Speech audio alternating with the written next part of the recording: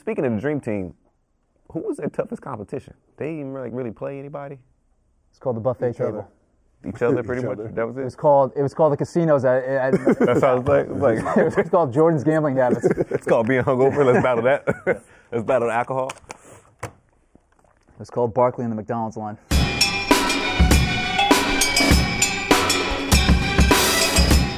Welcome back to Out of Bounds. I'm Pierce Simpson. We hope you had a great weekend and didn't lose too much money over the NCAA tournament. Speaking of somebody that lost some money potentially, I'm joined here by Complex Sports editor, Mr. Adam Cap. Excuse me? You didn't lose any money, Mr. Adam Cap? Did you see what happened in Nevada?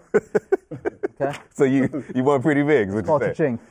Now somebody that probably lost money on a bet next to Adam Caparell is Mr. Gilbert Arenas, former Arizona Wildcat. Gil, you all right, man? Yeah, I'm good. You good? I'm good. You running from whoever you owe money to? Of course. Of course. As long as I got two legs that's working, baby, I'm going to keep on running. You can keep running? Yeah, as a guy that you owe money to, I would know this firsthand. I would know this firsthand. Two people Exactly. From. Let's get a list started. We mentioned the NCAA tournament. It was potent for a variety of reasons. A lot of big-time teams lost. 2 1 seeds over the weekend get things started first 2 rounds of the NCAA tournament. 16 seed University of Maryland, Baltimore County, same school that Stringer Bell from The Wire went to, mind you. R.I.P. All right. Knocked off number 1 overall seed Virginia 74-54 on Friday to become the first 16 seed to knock off a 1 seed. Some other upsets over the weekend include number 13th seeded Buffalo beating Arizona 89-68. We had Arizona win a national championship. I know. I mentally checked out. I checked out the whole NCAA ever since Arizona lost. It was like, What's the point? What's the point of me watching? Right.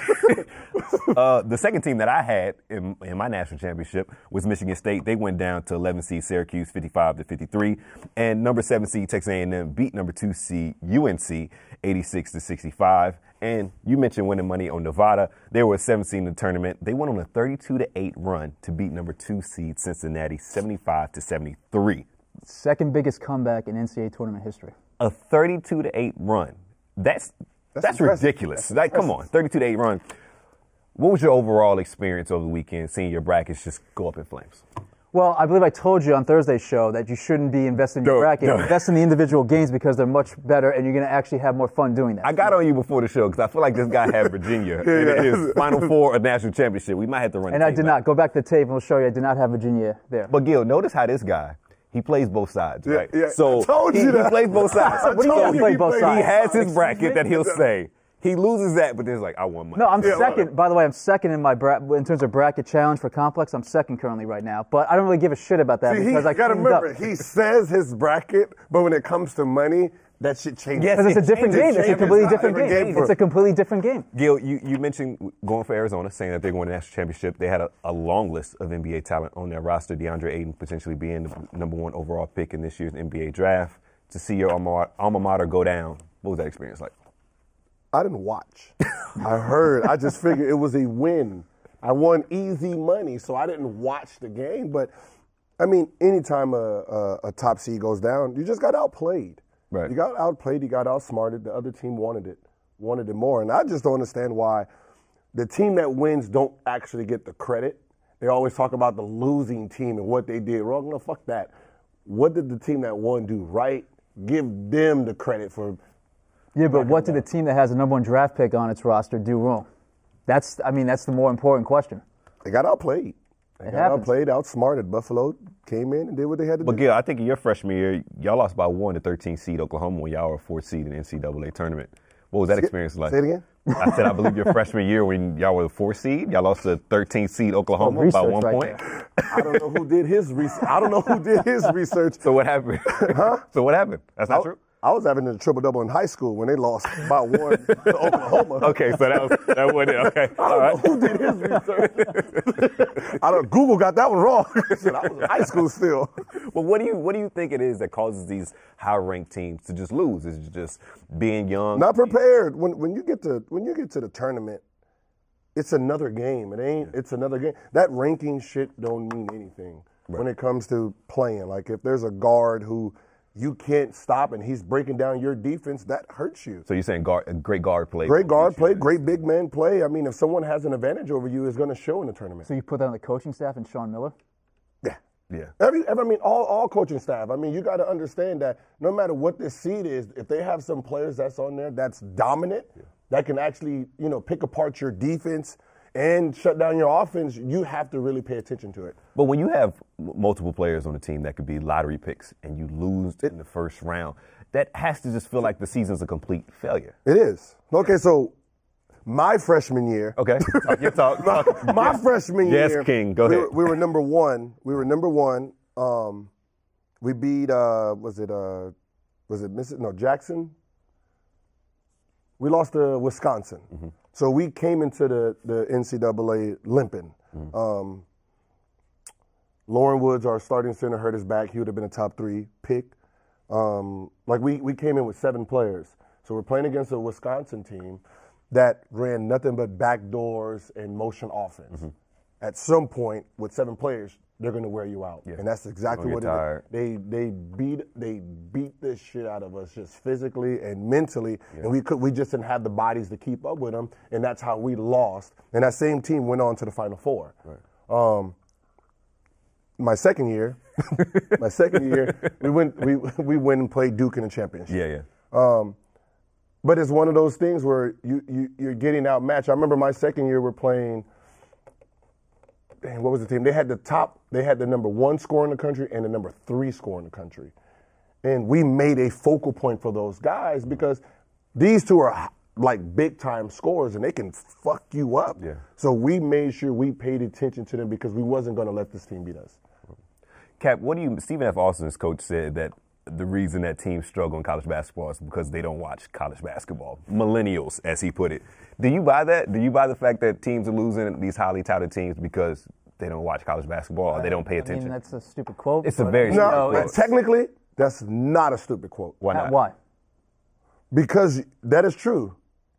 You don't watch college basketball if you're a college basketball player. What do you watch, the NBA? Yes. You actually watch the NBA just like everybody else. You don't watch your opponents. You don't watch. What are you talking about? You don't do game? You don't look at game film? You don't do film barely. sessions? Barely. I mean, my competition was Joe Forte. I'd never seen the kid play. I just seen his name. You never watched him on ESPN? No, I just seen his name. Joseph Forte. That's how I knew everyone. You just see their name in the paper and all that stuff, but you never actually physically watched that game. Didn't know what Jason Richardson did in Michigan State. Didn't know what, Eddie House just knew he scored 60 because that's what the reporter said. Why wouldn't you guys scout the competition on national? One, you don't have TVs. You don't have fucking TVs Did you go to school in the 60s? When did you go to college? You got to remember, you don't supposed to have 60-inch TVs. Because he definitely had college. it. But you had it. You had it like supposed the freak. Supposed to have. Yeah. But you got to remember, most freshman dorms, you'd be lucky to have a TV. And you did not go to some backwoods school. I was the same. I'm the same age as you. I had TV in my freshman and sophomore year. You had a TV because you can afford. Student athletes don't have TVs, remember? That's why we want them to get paid, remember? Remember. Remember who pulled some shenanigans? You're training, you got classes, you got practice. So by the time when a game is being played, you're playing a game. All right. So North Carolina's on East Coast time. You're on West Coast time. But if you're playing a game, if all games are played on Thursday, how are you watching other teams if you're playing on The ACC didn't play on Thursdays mostly, so you had time. I don't know. We didn't watch. I didn't watch. We watched NBA. That boggles my mind, the fact that you might play a team and you just don't watch them. You watch NBA. You don't watch college basketball. I guess I can kind of see both sides of the argument, but. I picked Arizona. You picked Arizona. Who'd you pick to win it all? I still have Nova. So Nova, I had winning against Arizona in the championship game. Yeah. I have 2 of my Final Four teams still alive with Gonzaga also. So going forward, are you still rocking with Nova? Well, I mean, what game do you want to play right now? Do you want to play the best odds on the board right now? Because if that's the case, then no, that's not the best value because Villanova right now is 2.5 to 1 to win it all. Whoever wins it, he's going to somehow, one way or another, say he put money on it and he won. So no, that's what he's going to do. We know how this works. Yeah. I will say right now, the best odds on the board are probably Michigan at 5 to 1 and Gonzaga at 6 to 1. But they're going to probably meet in the regional finals, so they're going to get knocked off. Who are you thinking, Gil? Who you liking? Arizona. They lost. You're still going to go with Arizona. That's not my problem, okay? Also, I lost my bracket. I'm not going to go jump to somebody else. Two good bets against the line for the Sweet 16, against the spread, I should say. Give me Clemson getting 4 points right now against Kansas because the Ken Palm rating is a little bit varied right now, kind of off. Excellent line to exploit. In the second game I'm loving right now, Syracuse getting 11.5 against Duke. I'm not mad at that one. Are they still playing a zone? Yeah. Syracuse, yeah. In 2000. Duke's also playing his own right now, too, heavily. That is horrible. Kentucky. There shouldn't be no zones in high school basketball and college basketball. Why? You want everything to be the NBA? If you players are like, you don't have enough like, athletes. think about a Syracuse player. You spend 4 years of playing a zone defense, get into the NBA. You have no fucking clue on how to stop anybody. Hey, pal, that's why they never really translate well to the NBA. Except for Carmelo, yeah. Yeah. But that's the offense. He don't know how to play defense. Defense is horrible. What defense does he play? Very true. Yo, we slandered the mess out of Melo in Syracuse just now, but moving things on, Glen Big Baby Davis was caught up in the news over the weekend where he was reportedly arrested, not over the weekend, but February 7th, he was reportedly arrested at the Hampton Inn in Aberdeen, Maryland on drug possession and distribution charges. The hotel owner went to Davis's room where it smelled like weed, and police entered and arrested him, finding 126 grams of marijuana, as well as $92,000 in cash, and a ledger that Aberdeen Police Lieutenant William Reiber said was language which was consistent with someone involved in the sale and distribution of narcotics. He was indicted on 7 counts of drug possession and distribution, and on Saturday he responded to the story by posting an Instagram video that I'm sure you all have checked out, but the exact quote was, "Don't believe all that shit on the internet. I will have my day in court. They're just mad because a black man got money, man, trying to keep a black man down." Mind you, in that Instagram video, he had a full family-sized box of Popeye's chicken, and I believe that $92,000 in cash on the private jet. The best quote was, my shit legal, man. A whole lot of jump shots. A whole lot of jump shots. That was the best quote. It was the levels of stunning in that video. First of all, no Popeye's chicken is close to an airport. So somebody had to go and get that family-sized box of chicken that was for himself, mind you. There was nobody else eating that chicken. As he told everybody in the world, don't believe all this stuff. How do you go from a Hampton Inn? Yeah, exactly. A Hampton Inn to a private jet. Baby. Hey, listen. Something doesn't quite What click. are you doing in Aberdeen, Maryland, of all places? Big Baby's from Baton Rouge, Louisiana, if I'm not mistaken. What are you doing in Aberdeen, Maryland? But to Baby's credit, police found $92,000. He made $33 million throughout the course of his NBA career. Gil, as you said in the green room, probably 15 if you say taxes and everything else. But who was advising him that said it was a good idea to put this video up? I know it got taken down, but like, what idiot said, yeah, make that video? It sounds like a great idea. No one ever tells a person to make a video. The person does that themselves. Look, if you want to check out the video, you can head but over look, to Out of Bounds no matter what and Instagram charges post they right have against him, they all fall. Do they? Yeah, they fall because you're trying to get him you got him for drug possession. Mm-hmm. You can't get him for sales. Why not? He was not selling drugs. What have they been telling him? But it doesn't matter. But they would have got it. Then you wouldn't have the owner calling in on him. So basically, he got caught with personal marijuana, money, a ledger. The only thing that can stick is the personal marijuana, the 100-something grams. You know, him having cash. What does that mean? What does that have to do with anything? He's Floyd an NBA Mayweather player. carries cash around. He's an NBA player that has cash. All he has to go and say, here's a bank receipt of me taking out cash in the last 10 years. This is this money. It can't be intent to sell him because he was never moving anywhere. He wasn't driving. It was in his personal use. He's an addict. So there's really, all they're going to get him is possession, misdemeanor, let it go. But I think you made a good point about the charges maybe not sticking because over the summer we saw Zach Randolph get caught with a lot of marijuana over in Nickerson Gardens in Los Angeles, and I haven't heard much of those charges. I mean, they dropped it down to a misdemeanor because it's personal use. I mean, but 126 grams? A lot of personal use. That's a lot of personal use. But that's what I'm saying. It's not enough to equal the $92,000 in cash. Mm-hmm. So, I mean, you're talking about, there was no zip bags where he was breaking it down and putting them in bags. It was just. So if you want to show off your money, right, and you want to carry around cash all the time, what would be the best way to carry around cash without getting caught up in situations like this? Maybe not have 126 grams of weed on you and telling the manager to fuck off whenever he comes to the door. Maybe that's where you mess up, baby. Come on. We see it on Instagram all day. Kids carry cash. People carry cash. They think that's the new. Well, it's usually $200 that they haven't. No, you've seen some. I've seen $1 million worth of cash on tables and stuff. Oh, black youngster. That's what it is. It's just a new way of stunting. I think they think cash is like, here's my credit card. Has a whole lot of cash on it. Has a whole lot of it on it. Right here, and it's a little black card. The black Amex would be a better stunt thing. Hey, I know, but it's the new genre of what's going on. Cash to the ear, running around, throwing money on us. I thought Jay-Z called everybody out for putting cash to your ear. No money. Young kid, that's no more money. I mean, you see the older generation don't do it. Yeah, that's true. But Cap, what do we think is the end game for this big baby ordeal that happened in Aberdeen, Maryland? Do we think? I don't know. I mean, you broke it down very succinctly. Why you don't think it's going to be that big of a deal? I mean, there's layers to this, but again, with Maryland, I mean, Maryland is. Oh yeah, you're familiar with Maryland. Yeah. I mean, Maryland. I mean, I know the D.C. area now is legal in a sense where you can have about 2 ounces. He had much more than that. But I mean, well, 2 ounces for himself, personal. The rest of the ounces can be. You can be a caregiver in Maryland. So the rest of that is caregiving, so you can actually hand that off free of charge. Don't accept money. You can give it to people as caregiving gifts. So he's a Santa Claus of marijuana? Yes, that's the legal rule in Maryland. Right? So he was just, hypothetically, he was giving his friend some shoes that just happened to have weed in it. Technically, he can give out. He give out shoes that have weed in it? You can actually give out up to 2 ounces to everyone you know. How charitable of him. It's very charitable. Yeah. And they can pay you for your time. No, that's serious. They can pay you for your time. Learn new things every day here. Listen, shout out to Big Baby, man. Medical usage. Yes. Is the law. Holistic approach to medicine. Hey, Big Baby, you might have a lawyer right here available, you know what I'm saying?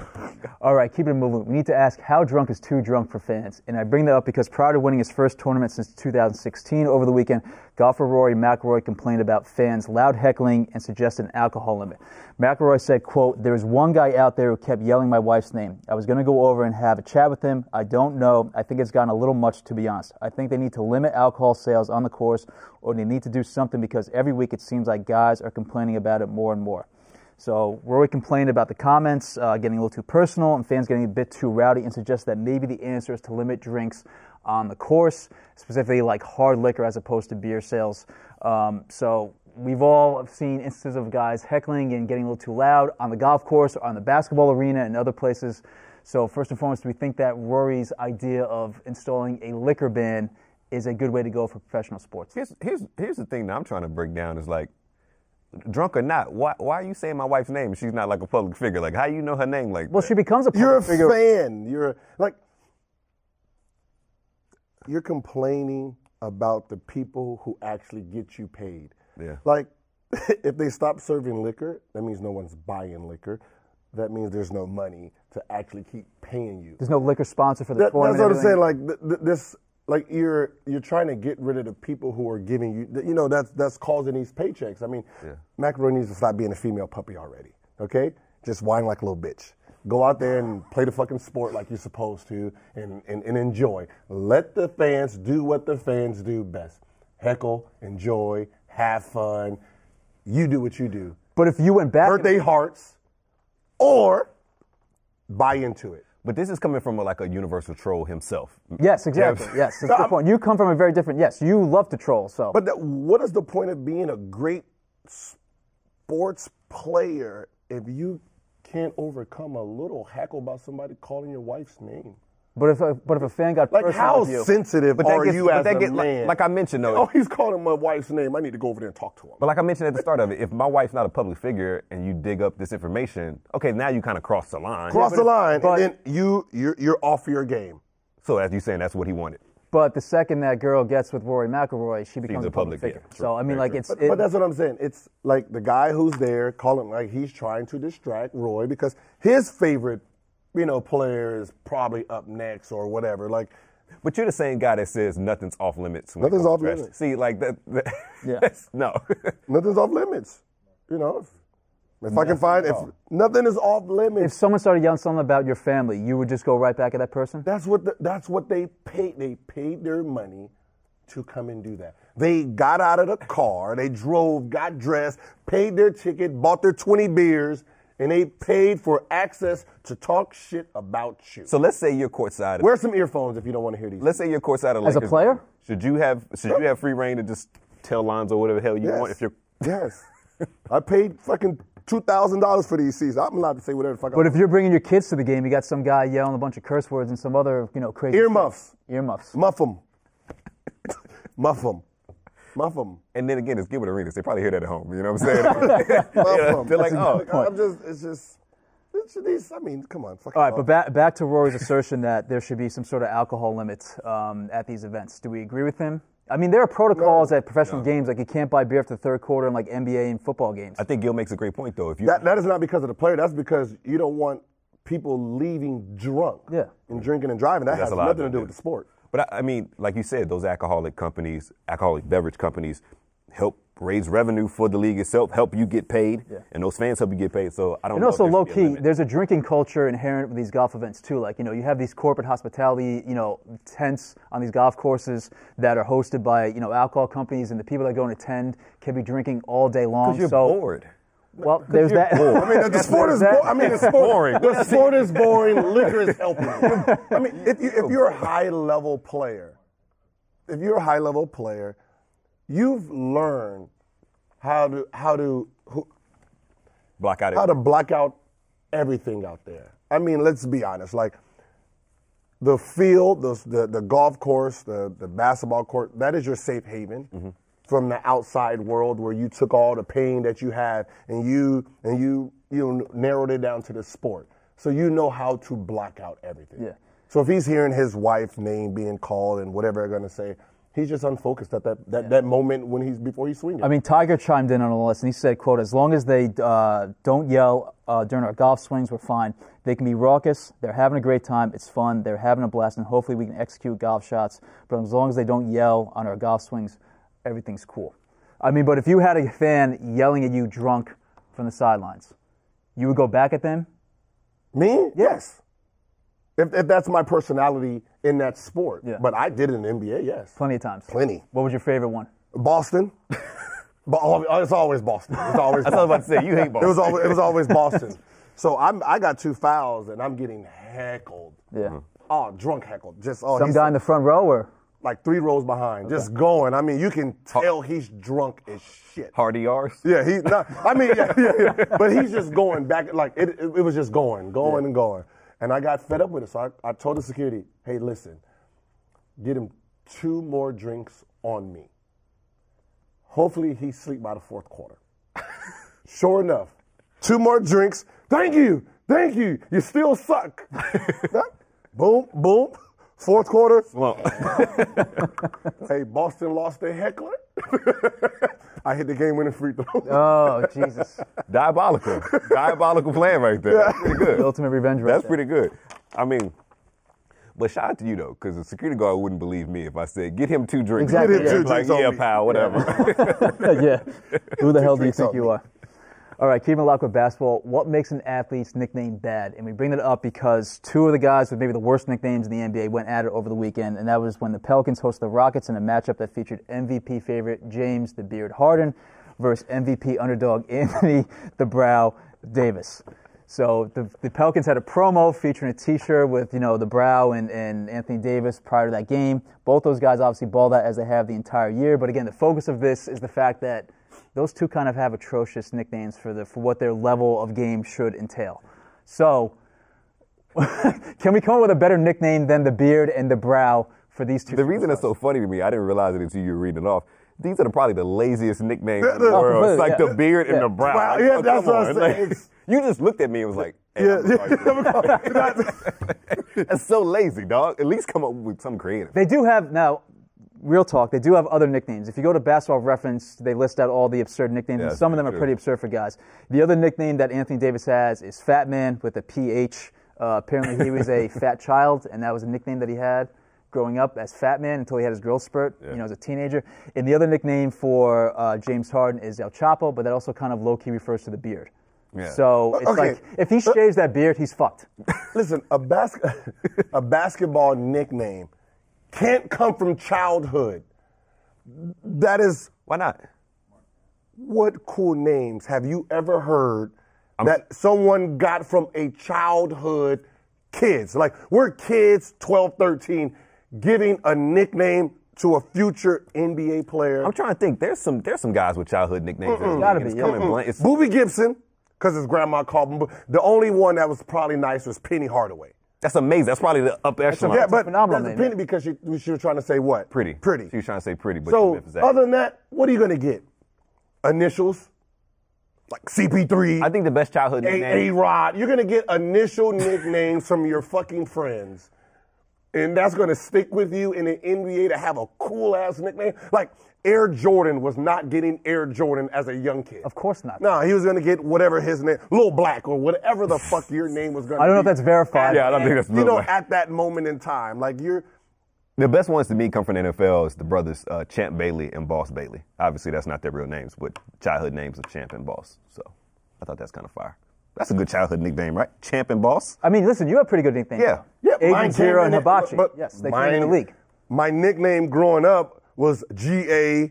Gil, Gilly, who's eating Gilbert's grape. Like, like, come on, you're kids. That's what kids give you, stupid nicknames. In college, it was Zero to Hero. And then I called myself Boy Wonder. Yeah. And then when I got to Washington, and I was called myself the Black President, and I had a slew of girls on my Oh boy. MySpace page, and it was and I called it my. You're secret, really dating yourself right now. yeah, and I called it my Secret Service. So someone came up with the name Agent Zero. You're an agent, and then that's how I got the name Agent Zero. That was like your top 8? Your top 8 of girls? From Yeah, I had somebody hack it where I had top 50. Yeah, it was nice. All right, so doing some research for this It was segment, nice. I found out that Nick Young acquired the name Bean Burrito during his Washington Wizards days. Can Wow. you please shed some light on that? Bean Burrito. Do you know what that That is? wasn't when I played. Well, legend has it that he acquired the nickname Bean Burrito when he was with the Wizards. Yeah, that must have been after I was already out of there. Okay. I've never heard of it. What's the worst nickname a teammate's ever had that you heard? We got? I mean, he likes the name is Karan Tough Juice. Well, no, Karan got that. Karan got that, I think, back in Wisconsin. Tough Juice. Growing up, I think, yeah. I thought Eddie Jordan gave him that name because he was have a to go tough back and- juice player. But that's just, like you're just not going to give maybe it me is, I any can't- kind of name. Like I mean, like, come, really? Yo, You're just not going to name me the beard. Y'all ready, No. y'all ready for a real hot take, spicy take this Monday morning? We sure the Black Mama's a good nickname? We sure? I like it. We sure? I have no problem. I mean, it was No problem. but he, I think maybe because it's I think the White Mama's a bad nickname. horrible. he had Ocho Cinco. That's solid. The- But it was, But also, he gave himself that he nickname. gave, that's my problem. It's like can't give you yourself can't give a yourself a nickname. Kobe gave himself that Can you nickname. please ask, but can you get when we're done with it? I like the big ticket. The big ticket was a Big good Ticket's pretty good. you want Earl to Pearl. You want a bad one? Dream? What? Tony Parker. Oh. Parisian Torpedo. Yeah, that's true. awful. because of the spin move. Yeah. What about The glove. That's a That's good a good one. one. What about KD's The Servant? Horrendous. All of Katie's nicknames are terrible. Yeah, they're all Yeah, pretty Tim Duncan, the big fundamental. Like that. How do you go up to the girl? Yeah, I'm the big fundamental. I feel like Shaq had a list of terrible nicknames though. Which we all gave himself. Aristotle, Bigger- the big big cactus, the diesel. That's all right. That was all right. I think Shaq's nicknames are okay. The big cactus. That's pretty. Well, it's a kind of, I mean, like, you know, a play on his former nickname. The He's Truth? kind of having fun with it. Shaq gave a lot of guys nicknames. He gave Paul Pierce the Truth. Did he That give was- Allen Iverson the answer? No, no. That was his Allen nickname. Iverson. Yeah, the Ivan Iverson's nickname was AI. Okay. But the answer's a great Bubba Chuck. The answer was a good Bubba name. Chuck's a real good one. You know, That's a childhood name that carried over. you know who had a horrible name? Who? You got Magic Johnson, And- the Hick. The French, Yeah, Hick yeah. From French Lick. Yeah. You don't like that? Very That problematic. was horrible. I wonder. I see why he changed his name to Larry Legend. Man. Sounds better. Yeah, because Hick is a little more prestigious. It's like you have the Larry Legend. Like, Little problem. answer the phone. Anything. Legend here. Oh, that was nice when I heard that.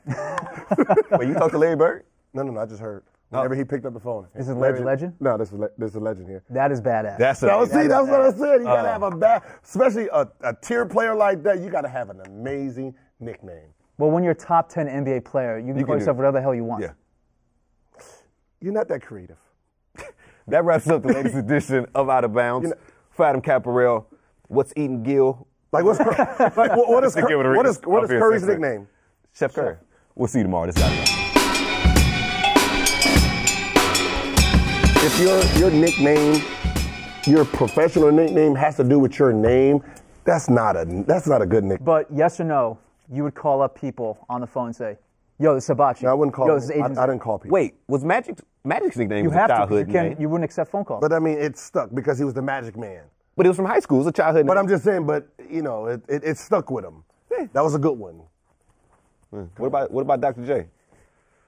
It's dated though. That's what I'm saying. Dr. J was like, okay. George Gervin's still the best though, the Iceman. The Iceman. See, that was a good one. The That's a good one. Iceman. The Iceman. That's really good. Dr. J just sounds like an old Chocolate Thunder.